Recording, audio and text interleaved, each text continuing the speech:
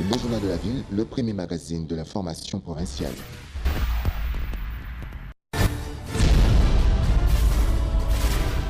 Tout de suite, le journal.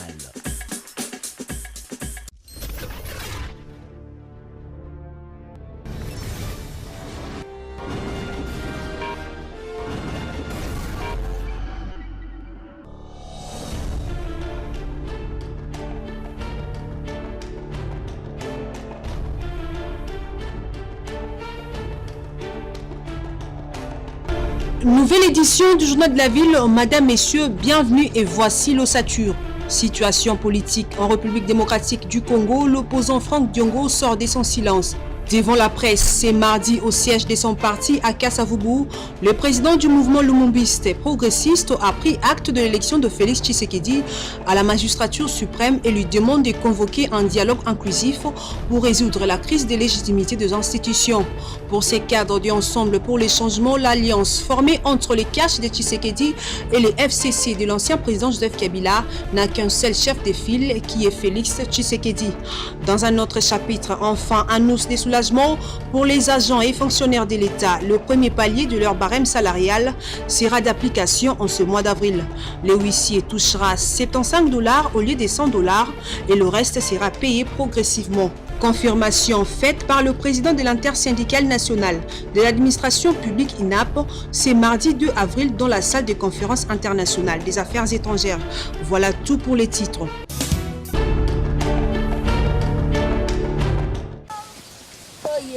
Au quartier Tchad Bambila, dans la commune de Mongafula, la population de cette partie connaît une pénurie d'eau qui ne dit pas son nom. Pour s'approvisionner en cette denrée rare, les habitants sont contraints de parcourir de montagnes à peu près 2 km de leur ménage. Cette eau recueillie est baptisée Litanga car ça jaillit sous forme de gouttes, mais à cela s'ajoute sa qualité douteuse. Au micro du Journal de la Ville, les riverains lancent un SOS à l'endroit des autorités de la Régie des eaux. Atozana Tchadi pasi ya mai tandela to matangomba to kokate mabumezo swabiso soki to toki mayo osombi kama mbuma kisi na pharmacie obwaki soki obwaki bongo te mabumezo so bami betondi na biso moye zate abiso na Tchadi o mai ya litanga tozo sufi na ngomba mai pe mabumu pasi ba déclarer seleki na mai ngomba gologota po matango na 25 litres faut souffrir na 30 litres wana faut oyoka panzi bakonzi batala biso makambo yo mai nde mai ezoboma biso awa mai. À la régie de distribution d'eau de résoudre ces problèmes car l'eau c'est la vie, dit-on.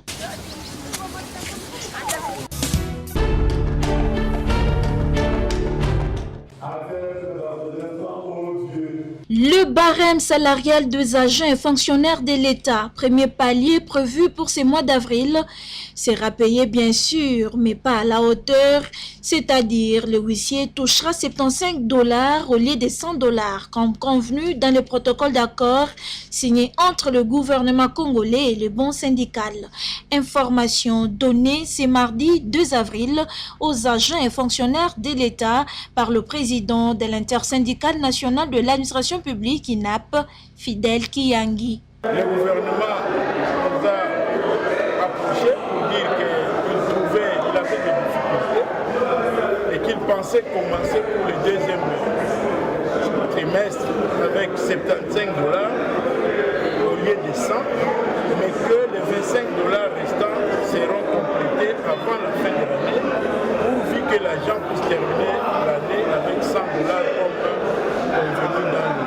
Ces montants communiqués aux fonctionnaires n'a pas été accepté par tous dans la salle. La salle a accepté. Évidemment, il ne manque pas des extrémistes. Quand vous demandez 100, vous donnez 10, vous prenez. Nous n'avons pas besoin de mettre les pays à feu à 100.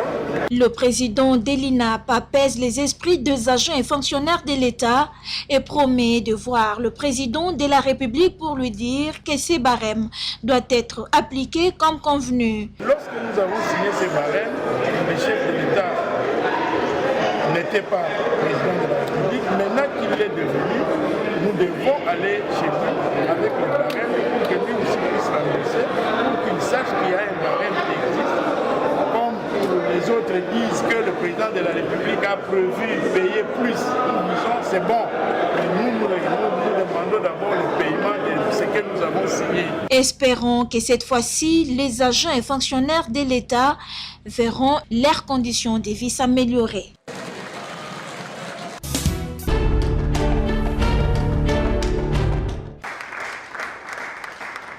S'approprier de l'assainissement dans la ville-province de Kinshasa est le cheval de bataille de l'Union nationale de jeunes acteurs du changement UNAJAC Congo.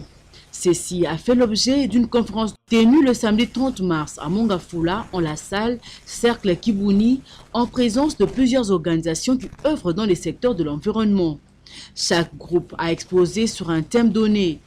Justin Lenguissa, coordonnateur de l'UNAJAC, fait ici la synthèse de cette activité. Cette conférence en fait, a été organisée pour que nous puissions mettre à la face du monde, mais plus précisément à la République démocratique du Congo, notre expérience et les atouts au fait, que nous avons. Nous nous sommes dit et nous avons fait des expériences pendant de longs moments concernant la question de l'insalubrité dans la ville-province de Kinshasa. Et parmi ces expériences, ou encore dans toutes ces expériences, nous avons abouti à une solution. La solution est trouve dans un mot, appropriation. Appropriation. Le problème est que les gens qui font les projets d'assainissement, d'insalubrité, ça va de soi, viennent, les font bien. Les personnes ou les acteurs qui sont censés exécuter ces projets les font, mais les problèmes c'est au niveau de la population. Quand vous regardez la fine partie du budget ou la fine partie de la considération que les acteurs du projet donnent à la population, elle est vraiment fine. Mais la population doit être acteur. Alors nous, l'UNAJAC Congo, on prend la population, on les met au centre, pas comme spectateurs, mais comme acteurs. Voilà pourquoi aujourd'hui on parle de la révélation du siècle, appropriation. La salubrité et l'assainissement de la ville de Kinshasa, nos communes et nos quartiers doivent être le souci de chaque citoyen. Notre santé et bien-être en dépend. C'est extraordinaire ce qu'ils ont fait et j'ai voulu, en votre présence, leur dire merci. Est-ce que vous pouvez m'aider à leur dire merci?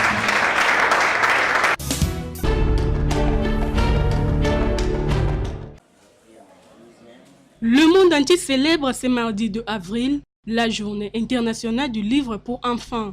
Initiée par l'UNESCO, cette journée a pour objectif de combattre l'analphabétisme et de donner le goût de la lecture aux plus petits et aux élèves. Interrogé à ce sujet, l'écrivain poète Jean-Marie Koussoukila estime que la lecture a un grand rôle dans la vie de ces derniers. Les enfants doivent attacher une grande importance à la lecture. Pourquoi? Parce que la lecture ouvre les horizons. Grâce à la lecture, on se rend compte et on est au courant de ce qui s'est passé dans l'histoire et voir aussi, grâce à certaines science-fiction, grâce à la lecture, on peut voir aussi certaines projections dans l'avenir. L'écrivain poète nous donne ici quelques techniques employées en milieu scolaire pour pousser les enfants à apprendre grâce à la lecture.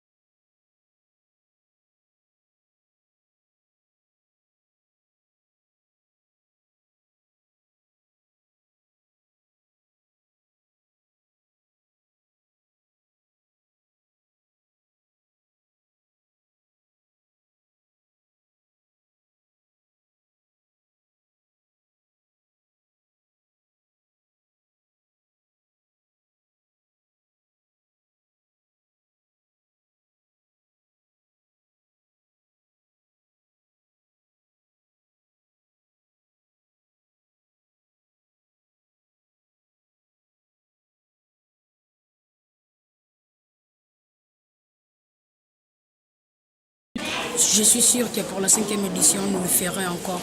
On va encore réussir. Un brevet de participation a été remis au collège Sainte Trinité car c'est pour la 3e fois successive qu'il rafle ces prix. Ce concours de la francophonie est organisé dans le but de promouvoir la langue française.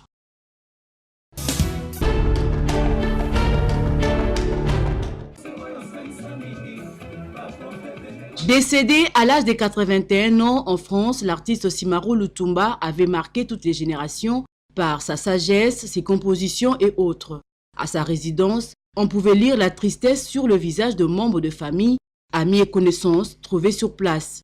Certains ont pu dépasser cette douleur en témoignant sur l'illustre disparu. Simaro aza yaya oyo ya tobota mina katima koma lokwa yaya tobota manaye. Ngai mona uti okufela mwana ngali boso. Simaro na makolo na ye wana ntoto ne bangi pasa komba na matanga mwana ngai. Asala wa koki kosala. Donc ya Lutumba kabola kate. Aza yaya motema malamu. Ya zala ki nyonso pona biso. Azala ki ya na biso.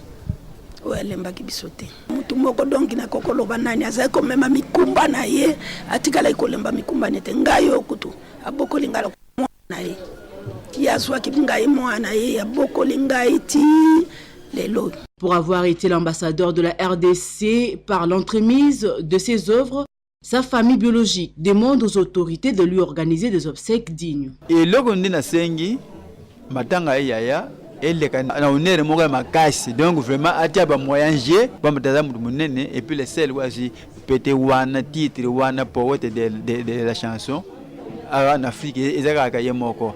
Alors na sengi nde gouvernement asala vraiment honneur ya makasi peut-être que la souvenir na mitema ya bato nyonso que ya sol vraiment basale papa Simaro boy.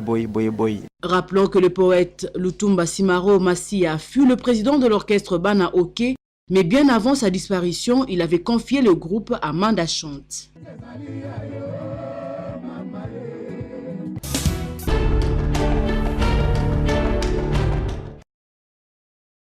Le sculpteur et plasticien Alfred Liolo est décédé le lundi à Autriche à l'âge de 76 ans. Maître Liolo s'est fait respecter à travers le monde de la culture à cause de son génie. Le directeur général de l'Académie des Beaux-Arts est revenu sur l'héritage d'Alfred Liolo. C'est un idéaliste en fait, d'un travail bien fait. Et l'héritage qu'il laisse à l'Académie des Beaux-Arts et à la Corporation des artistes, parce qu'il faut souligner aussi qu'il était président de la CAP, c'est la reconnaissance en fait, du statut d'artiste, le respect qu'on doit à l'artiste aujourd'hui dans la société congolaise. C'est un héritage que nous lui devons. Les professeurs de l'Académie des Beaux-Arts se souviennent de celui qui a permis la reconnaissance des artistes dans la société. Maître Liolo, cette icône, il représente beaucoup de choses. D'abord, croire en ce que je fais. Parce qu'il est celui qui est arrivé, si je ne me trompe pas, 53, avec les maîtres Lema. Et puis, ils ont pris les inscriptions, ils ont étudié ici, ils ont travaillé. Et aujourd'hui, ils tiennent leur famille, les enfants, ils ont fait étudier les enfants avec l'art. Et il est celui qui nous a aidé à comprendre que nous ne pouvons pas continuellement dire, comme d'aucuns pensent, que l'artiste ne vit pas de son œuvre. Non, il peut vivre de son œuvre. D'autres ont reconnu le mérite de Maître Liolo. Pour Maître, je n'aurais pas beaucoup de choses à dire parce que c'est mon papa, c'est mon mentor. On avait beaucoup de problèmes ensemble, on avait beaucoup de choses à se dire et beaucoup de choses à faire ensemble. Il est vrai que Maître Alfred Liolo s'en est allé, mais ses œuvres restent et resteront toujours. Entre autres, le monument sur la place des artistes et tant d'autres œuvres.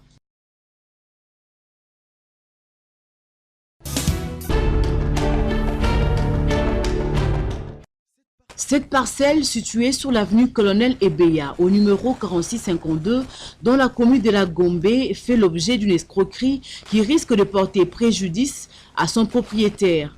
Appartenant à Madame Kiabi Luanzinga Florentine, veuve de l'ambassadeur Joseph Mbeka Makoso, secrétaire particulier de Patrice Lumumba, premier directeur du cabinet du maréchal Mobutu et l'un des piliers de l'opposition congolaise. L'histoire commence par une vente imaginaire en juin 2005 en présence de témoins invisibles. Et tenez-vous bien, pour 50 000 $ américains pour 1500 mètres carrés. C'est ce que prétend le couple Kabongo Masengu, confondu le 21 février 2008 par les substituts du procureur général Kassendengoy au parquet de Matete. Et non en Angola, car la thèse de Madame Masengu repose sur le seul fait qu'elle prétend que de 2005 à 2010, son mari se trouvait en Angola. Ceci constitue un cas de flagrance qui doit mettre fin à cette sourdine affaire. Ça s'appelle être victime de sa propre turpitude. Fraus omnia corrumpit, le tribunal de paix de la Gombe, siégeant en décembre 2018, décide d'une réouverture de débat en mars 2019 afin d'expertiser la signature de la propriétaire, soit plus de 10 jours après les prescrits légaux, sachant que le jugement rendu par défaut en l'absence de Madame Kiabiloa a été cassé. Maman Kiabiloa Nzinga Florentine lance à cet effet un cri d'alarme aux autorités compétentes pour que justice soit faite, salue par la même occasion les mesures prises par le ministre des Affaires foncières en vue de protéger le paisible citoyen selon la vision du chef de l'État qui prône pour un État de droit, surtout avec l'opération Tshisekedi.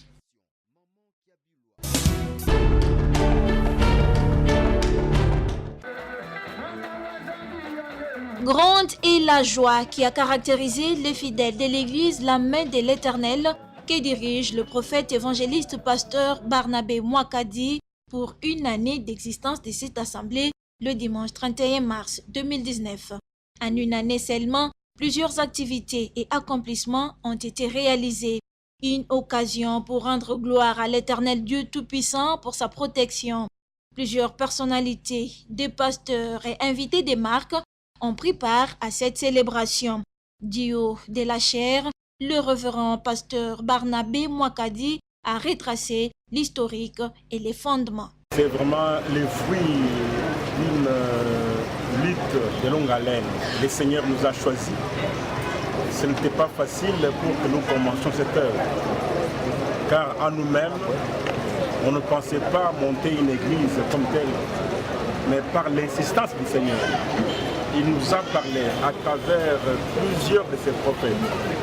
Nous nous sommes dit, comme c'est le Seigneur qui a décidé, et c'est lui aussi qui va pourvoir pour que cette œuvre aille de l'avant. L'église La Main de l'Éternel est l'œuvre de Dieu, car elle est basée sur la révélation, a renchéri le pasteur responsable. J'ai eu beaucoup de révélations qui me disaient que voilà, tel que tu es là, tu n'es pas créé pour être conduit, mais tu es créé pour conduire. Et certains ont même précisé, Dieu te demande de monter une œuvre pour lui. En moi comme tel, je ne savais par où commencer, mais voilà que le Seigneur arrange les choses. Il m'installe ici à Kinshasa, il m'envoie les collaborateurs, ainsi que mon épouse qui a aussi les dons de prophétie, pour monter cette œuvre ici. Puis est venu le moment des offrandes, des cadeaux ont été remis à cette maison de Dieu. Un gâteau a été servi à l'Auguste Assemblée, question de célébrer avec faste cette première année de l'Église, La Main de l'Éternel.